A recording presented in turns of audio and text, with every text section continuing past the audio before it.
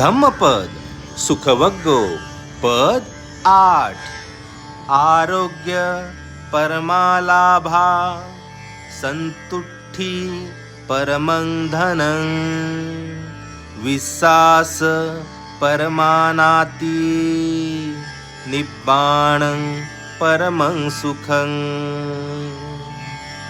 म्हणजे आरोग्य परम लाभ आहे, संतुष्टी परम धन आहे, विश्वास सर्वात मोठा बंधू नातेवाईक आहे, निर्वाण सर्वात मोठे सुख आहे.